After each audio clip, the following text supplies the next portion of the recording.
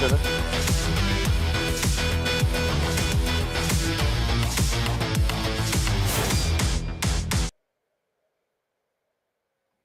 Welcome to the Fishbowl Radio, everybody. My name is Chief here, and joining me today is Jalen.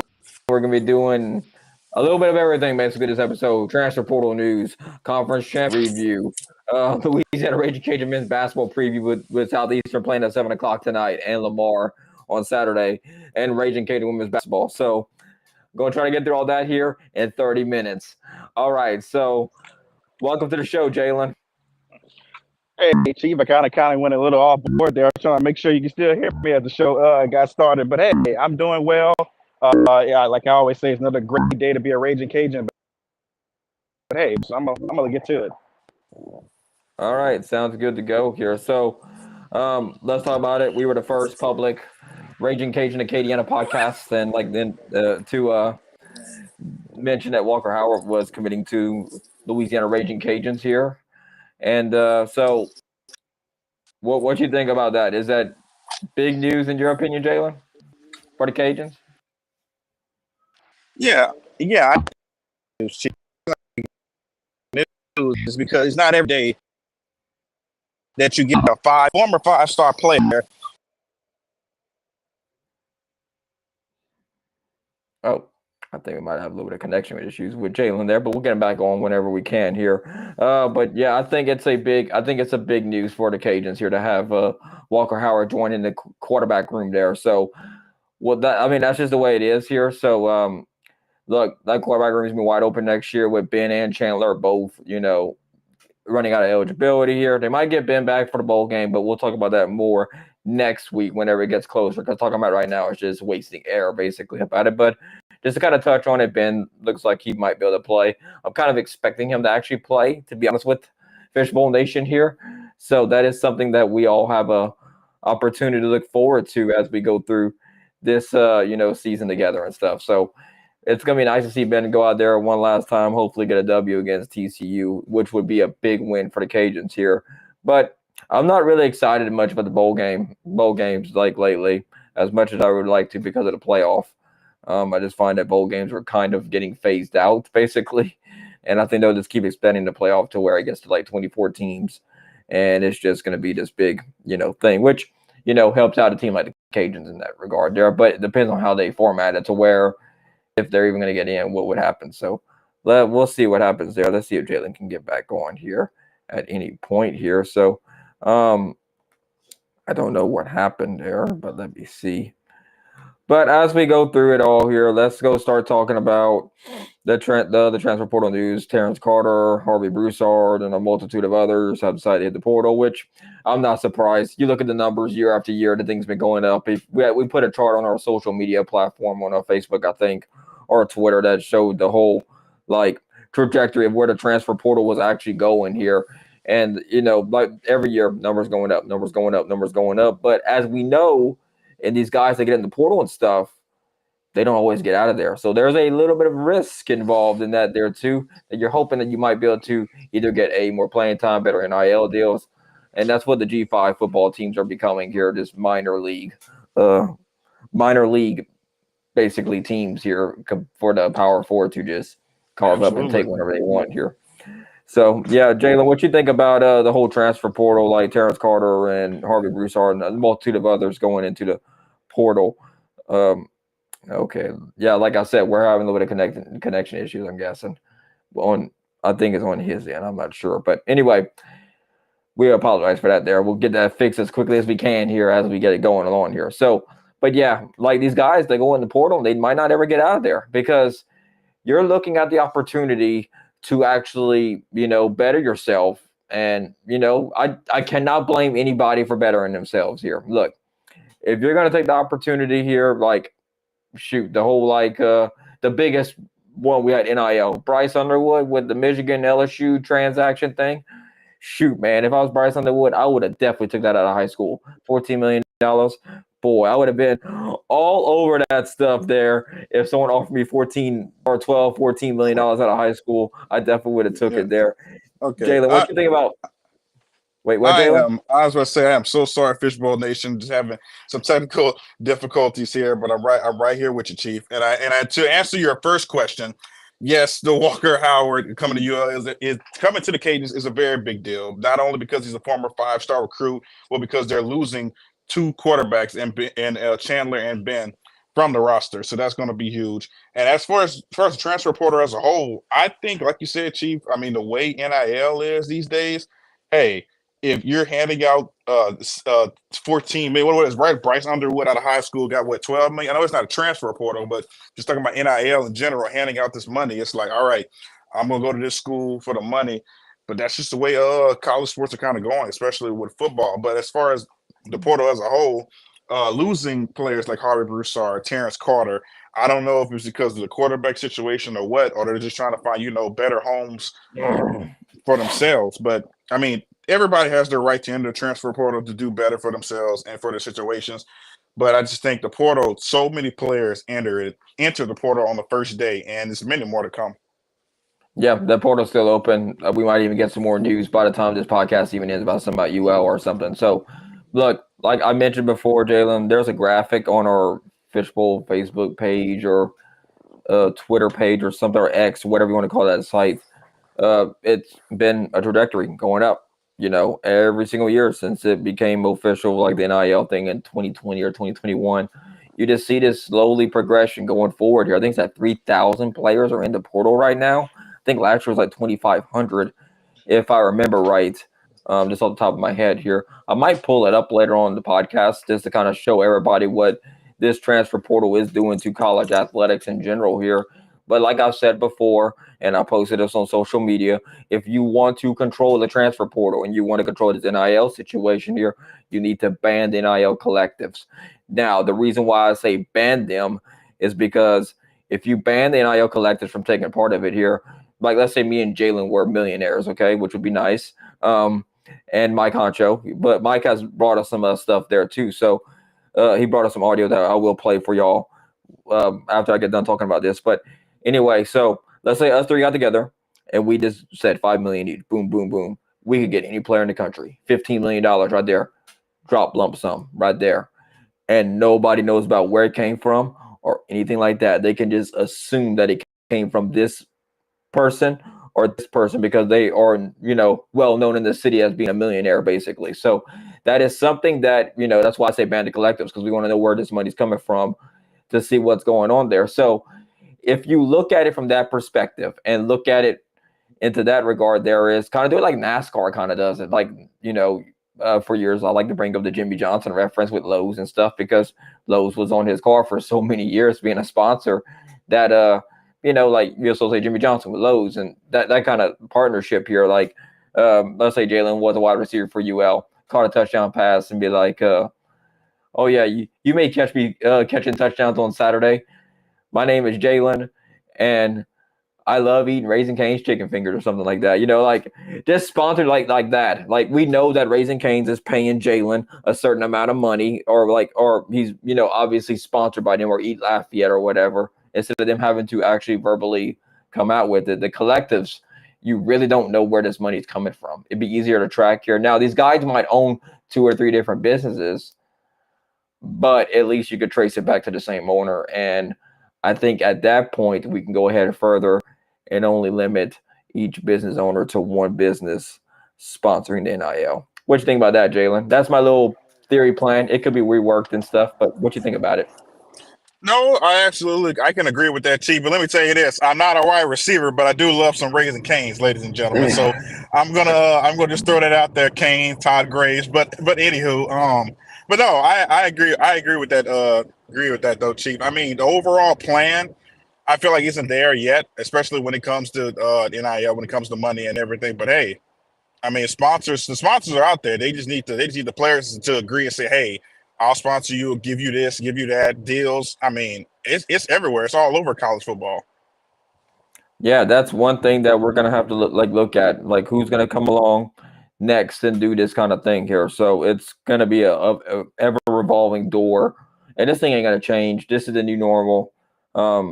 It's gonna become the debate of whether this is not amateur sports no more.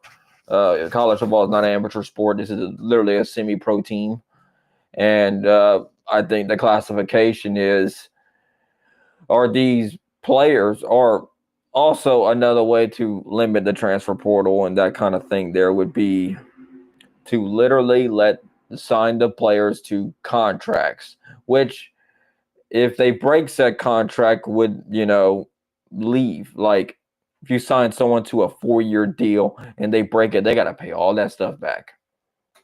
Like a penalty, like they own your name and image and likeness, but they're paying you money because the universities now can pay directly to student athletes. That wasn't a thing before, but now they can directly do it. So in that regard, there you'll limit people coming out of the transfer portal, and you're putting that in that situation there to where they're going to have to make a choice whether, okay, I could take them Baylor, but if I leave Houston, I had to pay $50K back. Is it worth leaving? And the coach, don't even give the coach argument because the coaches are on contracts too. Let the other school buy out that player's contract, and then you can get them that way. That's the best way to solve it. To sign everybody contracts, and everything's good. Let's do it like the NFL. Let's rip the Band-Aid off here. I don't care if it happens in December for the transfer portal because I don't think because Lane Kiffin had some comments about it. We do the best we can, but the bowl games, they're not as important anymore. That charade, like it's going to help, and people know people are going to watch the playoff game. They're not going to watch the bowl games. It doesn't matter that team's going to a bowl game. The playoff games are going to overshadow the bowl games 100%. If you're on the same day, good luck getting anybody to watch your game unless it's your own fans. But that's what I'm talking about here. The TV money is going to be there. And that's really what's driving this whole entire NIL and transfer portal thing because the schools are getting so much money from these TV contracts. Like Big Ten, I think they paid the Big Ten on CBS more than they paid the SEC or something. Some crazy numbers like that. Y'all can go look it up. I don't know the exact numbers of what they pay, but it was some buku amounts of money. So they're getting the ad revenue for sure. And the best way to stop all that stuff from happening is don't watch it. That's it. If nobody's watching, like literally nobody attending games, the same concept. The coaches get fired, and that's a whole other thing because no one's going to the games. What you think, Jalen? That's so true, Chief, because nobody's and I kind of feel that same way when it comes to the bowl games because, like you said, if it's not the college football playoff, guess what? Nobody's really going to watch, especially now where a lot of players, do sit out of the bowl games because hey, they will go to the NFL, they don't want to get hurt, or they just don't want to play in the bowl games. Or if you're in a transfer portal, hey, I don't want to play the bowl game because guess what? I'm going to a new school. So I think it's a lot to be said with that topic, but I do agree with you in that aspect as if like, hey, we're going to give you this money, you need to stay this X amount of time, or if not, you're going to owe us. I do think that should be a concept that the college football adapts to, but I just feel like it's not going to happen anytime soon because NIL and everything is still kind of brand new. Yeah, but I think the NIL could be tied to it. Like you could even do it. Like that's why I say ban the collectives. Yeah, Because that money's got to be tracked somewhere, and it's got to be like, if I'll use Walker Howard, okay, for example, because he's yeah, new definitely. and he's coming. He could get money from different dealerships or just companies around Lafayette could sponsor him. Okay, Yep. he comes in and like with the contract situation, if they allude him to a contract, he's got to pay it off.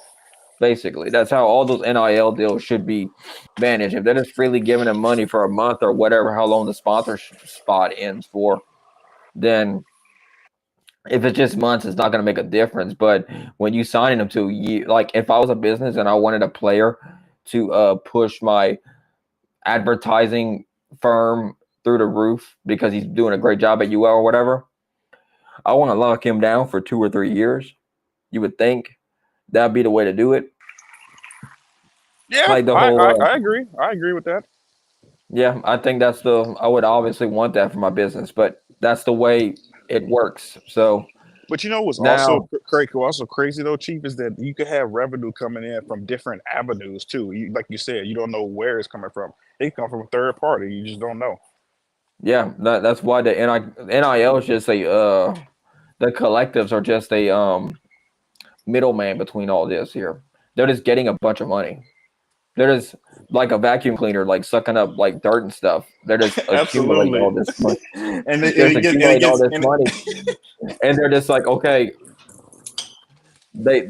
I don't know how they portray it out. I'm sure they got percentages, like you give 30% to such and such, and 15 to this guy, and this guy, and this guy. uh-huh. Like that's why if you ban the collectives, let the businesses go straight through it. You don't need the collectives. The collectives were just there just to give people jobs, I think, or just to run them. I think. I mean, I kind of think because they wanted someone to manage it. I guess you could maybe use those people that are in those jobs, but make sure that the athletes know like hmm this is what's in your contract. If you like an academic advisor in a way, but these guys are working contracts. They're helping you build your brand and stuff like that, which is the same thing they're doing now, but they're working you with the contracts, which will be helpful for you whenever you decide to go to the NFL because you already worked that contract experience. All right, Jalen, let's talk about Louisiana Raging Cajun men's basketball versus Southeastern tonight. That's coming up in about 15 minutes at 7 o'clock here.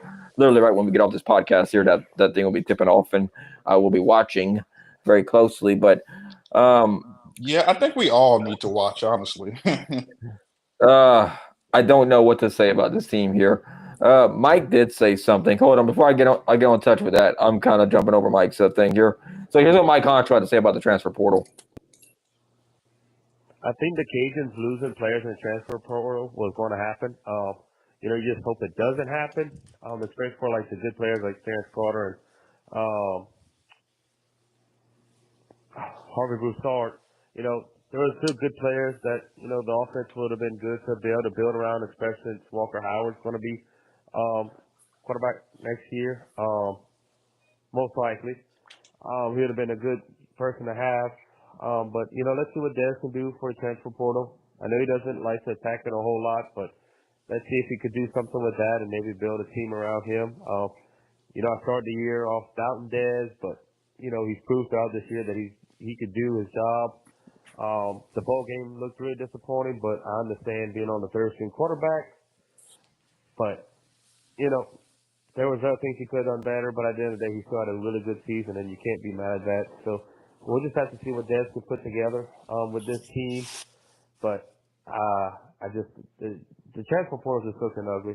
People are losing players everywhere. They got playoff teams that are losing players. They got teams that did great that are losing. It's just everybody's losing players, and it doesn't help college football, in my opinion. It just kind of makes it a money game, but. What am I to say? I just sit back on the couch and watch it and complain. So, we'll see how the season comes out with all this NIL money. All right, so before we get started, I'll let Mike tell you about the men's basketball team, and here's what he had to say about the matchup tonight with Southeastern and the men's basketball team. Basketball teams hasn't been looking too great this year. Only one win is pretty bad. You can't win them all. And you don't expect to win all your games, but to lose leads in the second half of games does not look good. If you could lead the first half or be tied the first half, do it pretty well, but then absolutely blown in the second half has kind of been the thing for the Cajuns this year. I could expect us losing to a team like Houston. Houston's really good, but losing to Rice, losing to La Tech, losing to Nichols. These are all games that you should, be competitive in or winning, and getting blown out by a whole bunch of teams. And Marlon's time is kind of looking like it might be running out. A lot of people are disappointed. They don't want to attend games. If you start going to basketball arenas and there's nobody there, the energy's not there, the players won't want to play. It'll just be a dim environment. So, that's something maybe Maggard might have to look at and see if this is what he wants to go on with the future, if there's something about Marlon just is holding back and not letting us know about right now. But we'll have to see how the season progresses with conference play, because normally a Sun Belt team doesn't make it in based off of just the schedule alone. So if the Cajuns can make a run and win their conference and win the tournament, then they could make it into the NCAA tournament. But right now it doesn't look too. So the number sits right now with the Cajuns in Division I opponents, 0-8. That is the number that it sits at right now. So I hate to bring this up this early in the season. It's never good to bring it up, but I feel like we need to. So let me go see something real quick here. This is not what I wanted to do. Let me go share my screen here so y'all can look at and see what I'm talking about here. Chief, Here is zero. the I don't like that. I don't like that. That's zero. That's not. I don't like that at all. yeah. So here's the basketball schedule here they got so far here. Um, if you look at it, Lamar is like top one on that list here. Hold on a second. I want to share a different screen. That's my fault, guys. I hit the. Let's see, women's basketball. That's what I wanted. I saw men's basketball. This is what I wanted. Okay, there. Cool. This is Nolan.com. This is where I get all my information from about RPI and stuff. So it's not a fit guide to kind of just see. Here it's 0-8. You see, they don't count against UT Dallas and 1. So this is kind of a good guide here. You see these RPI numbers right here. Where my mouse is right here. 294 is a terrible RPI to have. Obviously, overall 0-4 at home, 0-1 on the road, neutral site here. So right now their live RPI is 294. So the Cajuns got to start winning games here. All these guys, their worst loss was to UAB. They should have won that one. That was one they could have won. Nichols was another one they could have won. I think the second half a lot. They can be winning at half, I guarantee you, but they'll be losing at the end of the game here. So look at these scores between these two here. I'm going to pull them up real quick here. So field goal is 2 points, 3 points. They were leading 10 points right there between them and Nichols. 10-point lead. They got outscored by 11 and ended up losing. Look, 34-34 tied with Tech, 35-34. So, I mean, if you look at it here, the field goal range, Tech was shooting 52 from the floor, Cajun shooting 41. That's what lost them the game right there. So, they just have to, get on these runs and get bigger runs, I think, at the end of the games here and just finish. This team just needs to learn how to finish games off. And I think – are they close to it? I don't really think so yet from what I'm seeing because they're blowing these 10, 11 points. They just get – I don't know if it's a stamina thing at the end of the half or something because, George Washington right here ended up beating them by 9 points or whatever. See, even 40. 3-point was the difference in that one. UAB, their worst team they played against on this – according to RPI on this schedule here, even though this is a neutral site game. Cajuns outshot them from the floor, but they lost the game because of free throws. Free throws was a big thing. You got the rebounds, steals, and stuff. And I really don't know what to even say here, but this one's kind of baffling. I do agree with Mike. I do think that this might actually be Marlin's last year because I know we made the video a couple of years ago. About I think 2 years ago about the pros and cons of giving Bob Marlin because of the fact that he had just won a Sun Belt Conference title. Kind of this is almost a fireable offense here if you really look at it. Jalen, what you think? Yeah, and you kind of just hate to say that about any coach, especially Bob Marlin with the resume he's had, taking his team to the NCAA tournament recently a couple of years ago, and where they almost upset a team. So a Tennessee team at that, but it's not looking too good so far this season. They've only won one game, and it hasn't even been against a Division I opponent. And I think Mike kind of said it best. It's like, yes, you expect to lose some games like against a Houston team, but you expect to be competitive.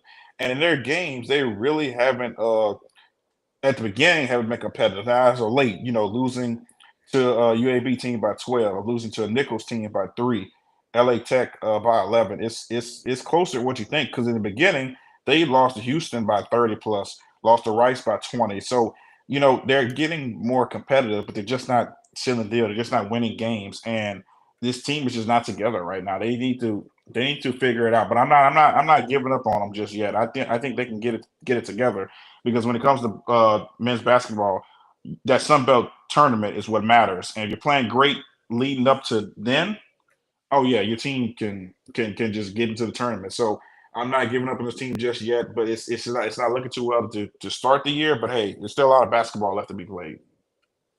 Yeah, there sure is enough. A lot of basketball left to be played here. Now, if the Cajuns are, you would push yourself up from that 290 something. You're going up regardless, right there. So that's going to be huge. Then you're setting yourself up for conference play. Now, there comes the picking of this here. Jalen, do you think they beat Southeastern tonight? So, oh, I'm going to say that I do think they beat Southeastern tonight. I think that especially after losing so many games in a row, they have another game at home. I I think they can't. This is a game where they I think they can't lose. And I know Southeastern so far they're like under 500 so far too in the season. But hey, I mean after losing to LA Tech on Sunday, I think the Cajuns need to. I think they need to win this game. I think they will. I'm kind of on the bandwagon. This is a must win. I think these games, though, we're looking at must win ball games for the Cajuns here because you got to get some momentum going. Basketball is one of those that you can get hot at the right time and carry a big wave of momentum with you throughout the rest of the season here. And this would be a great start for them here. The season's still young. It's not crazy to think they can't win the Sun Belt here because Sun Belt, when conference play starts, it's like a whole new season. But I got them losing tonight. I just don't until they can prove to me that they can close out against them, and I'll also pick against them against Lamar too. What do you think about that one, Jay? See the one against Lamar, and it's crazy because Lamar and Southeastern are right there in the same conference. So you got back to back opponents. I think they'll win the one against Lamar too. I have more faith in the occasions. I know they're on this losing streak, but like I said, the loss against LA Tech and the loss against Nichols, just losing against two in-state opponents and then taking on Southeastern coming up tonight in a few minutes, as Chiefs pointed out. I think they're going to beat Southeastern. They're going to beat Lamar and get a winning streak going. And that's when the next game after that is, guess what? Against a Sun Belt opponent in App State. So I think they need to win these next two games. Well, I don't know if you really noticed anything too much, but these the Sun Belt basketball is not really a big conference in basketball. It is not a big conference. I mean that you're very routinely here. I'm gonna put this back on screen here, real quick here, and that is okay. We're back up here, so that's just the way it is here, and that's gonna be somewhere that's gonna keep a track of or whatever. I mean, it's crazy to even think about it that way, just to kind of see. And this is what it is. I mean, it's tough going that kind of way and just doing that kind of thing there, and it's tough, dude. Like it just is what it is. I mean, you can't really that's just the way it's gonna go in this seat. But look, this has been a very good discussion, I think, here with men's basketball. They just gotta finish games. Like at the end of the day, you gotta be able to, whenever that second half hits, you better be ready to roll because you ain't gonna have no time left after that. So just being able to finish off games would be a big helpful thing because they're playing good in the first half to win them. It's the halftime adjustments. That's coaching adjustments. That's definitely on Bob Marlin at that point there. You got to make the adjustments at halftime to be able to win the games. And if you're not making those adjustments, then you don't have anything. That's basically the way it comes down to it. I think the pieces are there, Chief. I really do think because they had a lot of juniors and seniors transfer in. So I think the pieces are there. They just need to get it all together and start winning games. That's what I'm thinking too. Now let's go switch over to women's basketball here. Raging Cajun women's basketball taking on LSU, number 4 in the country here. They've been having a lot more success here. I'm going to pull up their schedule here real quick so everybody can kind of see what's going on here with that one. Let me share my screen with that again. I am getting over a little bit of a cold here, so hopefully that doesn't. I feel like I've been talking pretty good, so let's see. All right, at LSU, number 4, 35 RPI, Auburn right there at 52 RPI. The Cajun women's have been having a tougher schedule, and they're 3-3. So they've had some tough competition here. The Minnesota game, they're able to beat Nichols, New Orleans. So they didn't count the wins against Iola and Mobile. No, not wins. I mean the Mobile game. That had probably been 2 more wins for them because they might be 5-3.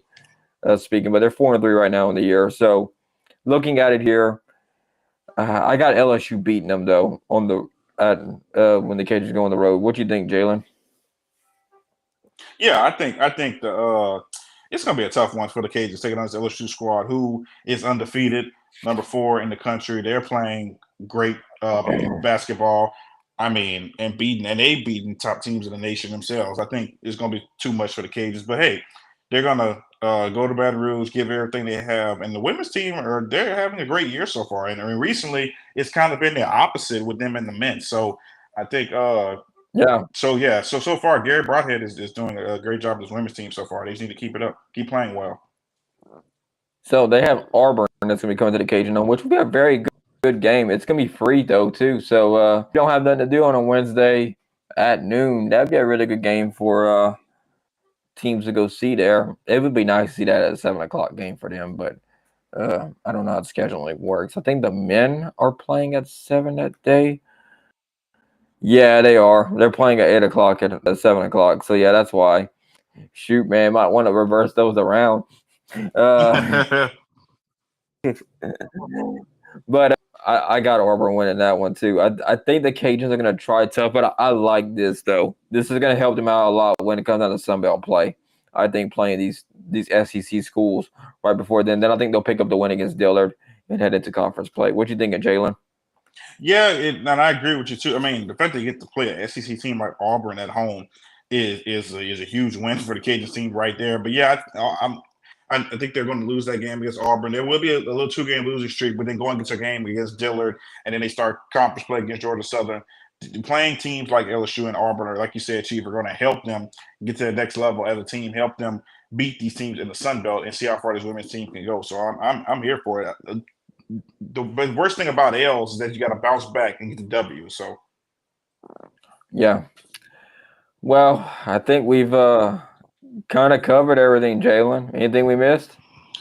no, I don't think there's anything we missed, Chief. Hey, we're just trying to keep up with all the latest news from Raging Cajuns Athletics. Just keep talking about it, keep mentioning, hey, this team is being successful. Because, like I said, football season is technically not over, but hey, basketball season is here. So everybody needs to tune in, go to the basketball games too. So let's keep it going. Yeah. All right. Thank y'all for tuning in here. We'll be a great and wonderful day. We'll see y'all here next time here on the Fishbowl Sports Radio. Remember to follow us on Facebook, X, Instagram, YouTube, and TikTok and Threads. Thank you for tuning in. Hope you have a great and wonderful day. And we'll see you here next time on the Fishbowl Sports Radio. Have a good night, Fishbowl Nation.